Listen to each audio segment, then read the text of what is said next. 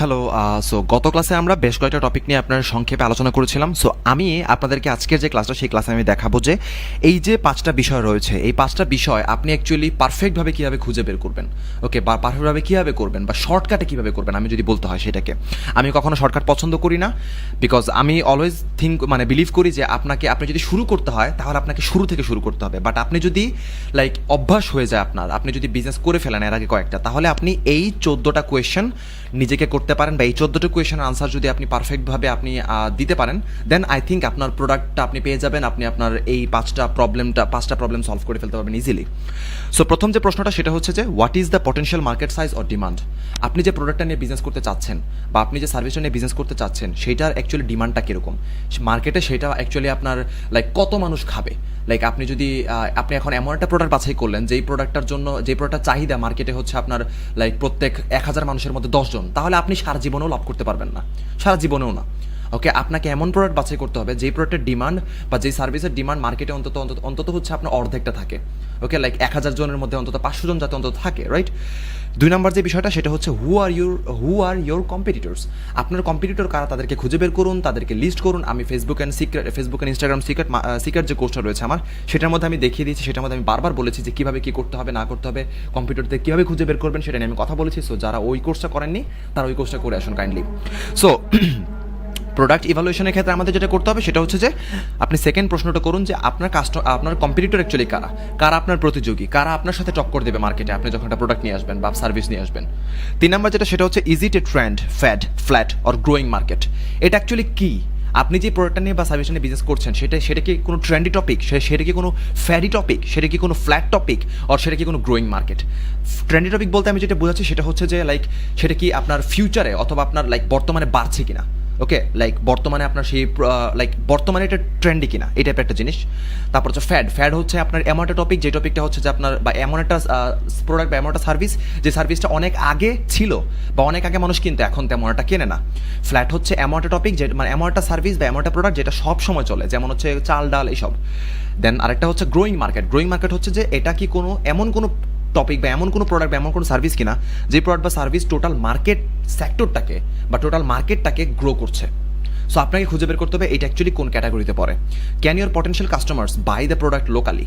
আপনি যে প্রোডাক্টটা দিচ্ছেন বা আপনি যে সার্ভিসটা দিচ্ছেন, সেই প্রোডাক্ট বা সার্ভিসটা আপনার যারা কাস্টমার রয়েছে, যারা পটেনশিয়াল কাস্টমার রয়েছে, যারা আপনার টার্গেট কাস্টমার রয়েছে, তারা কি লোকালি ক্রয় করে কিনা। বাট আপনি যদি লোকাল বিজনেস করতে চান, দেন আপনি যদি লোকালি কাস্টমারদের টার্গেট করেন, দেন এটা ওকে।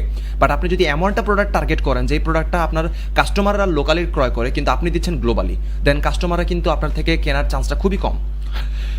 তারপর হচ্ছে হু আর ইউর টার্গেট কাস্টমার্স। এটা একেবারে কমন একটা জিনিস, যেটা আমি অনেক কথা বলেছি। যারা অলরেডি জানেন না যে টার্গেট কাস্টমার কীভাবে আইডেন্টিফাই করতে হয়, তাদের জন্য ফেসবুকে আমার একটা ফ্রি আপনার একটা 18 থেকে 20 মিনিট একটা ভিডিও আছে। আমি সেখানে মধ্যে অনেকগুলো বিষয় নিয়ে কথা বলেছি, কীভাবে টার্গেট অডিয়েন্স আপনি আইডেন্টিফাই করবেন। সো কাইন্ডলি ওটা গিয়ে দেখে ফেলবেন আমার ফেসবুক পেজ থেকে। ফেসবুক পেজের লিঙ্ক হচ্ছে facebook.com/muntasir666। সো দেন হচ্ছে আপনার what is your potential selling price. আপনি যে প্রাইসটাতে সেল করছেন আপনার প্রোডাক্টটা বা সার্ভিসটাকে, সেটা কি আপনার কাস্টমারদের সাথে যায় কিনা, সেটা কি আপনার কম্পিটিটরদের সাথে যায় কিনা।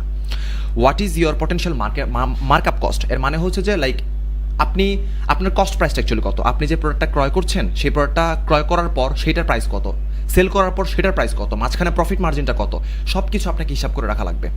Can you offer a subscription. আপনি কি একটা সাবস্ক্রিপশন অফার করতে পারেন কিনা। সাবস্ক্রিপশন বলতে আমি বুঝাচ্ছি যে নেটফ্লিক্স যেরকম আমরা জানি, যে ওয়াইফাই যেরকম আমরা জানি যে ওয়াইফাইয়ের বিল প্রত্যেক মাসে আমাদের দেওয়া লাগে, নেটফ্লিক্সের বিল প্রত্যেক মাসে আমাদের দেওয়া লাগে, রাইট। সো সেরকম আপনার প্রোডাক্টটা বা আপনার সার্ভিসটা কি সাবস্ক্রিপশনের মাধ্যমে পসিবল কিনা। বিকজ সাবস্ক্রিপশনের মাধ্যমে যদি পসিবল হয়, তাহলে আপনি কাস্টমারের সংখ্যা কিন্তু অলরেডি অনেক পেয়ে যাবেন।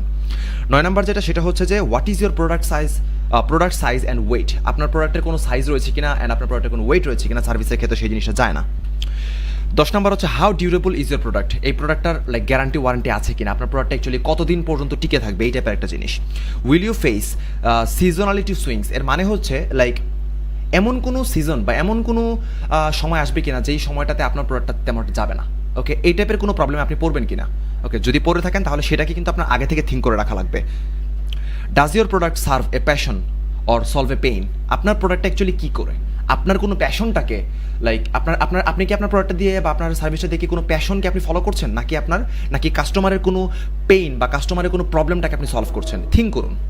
Is your product consumable or disposable? আপনার প্রোডাক্ট কি এমন কোনো প্রোডাক্ট যেটা হচ্ছে লাইক টোটাল খেয়ে ফেলা যায় বা টোটাল হচ্ছে আপনার ইউজ করা যায়, নাকি মানে টোটালি ইউজেবল কিনা, নাকি হচ্ছে আপনার ডিসপোজ করা যায়, লাইক হচ্ছে আপনি পরে হচ্ছে আপনার লাইক ডাস্টবিনে আপনি ফেলতে পারবেন এই টাইপের সামথিং কোনো কিছু।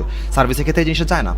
আর there any restrictions or regulations on your product? আপনার প্রোডাক্টটা ইউজ করার জন্য কি কোনো রেস্ট্রিকশন রয়েছে কিনা বা রেগুলেশন রয়েছে কিনা, এইজের কোনো তফাৎ রয়েছে কিনা, নির্দিষ্ট কোনো এইজ কোনো আপনার দেখতে পারবে কিনা বা আপনার কাজ করতে পারবে কিনা, এই টাইপের কোনো জিনিস রয়েছে কিনা।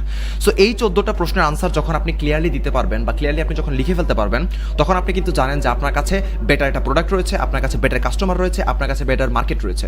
দেন you just start doing business, right? So yeah, আমরা হচ্ছে পরের ক্লাসে আপনার ইম্পর্টেন্ট আরও কিছু বিষয় নিয়ে কথা বলবো, দেন আমরা আপনার সামনের দিকে এগিয়ে যাবো।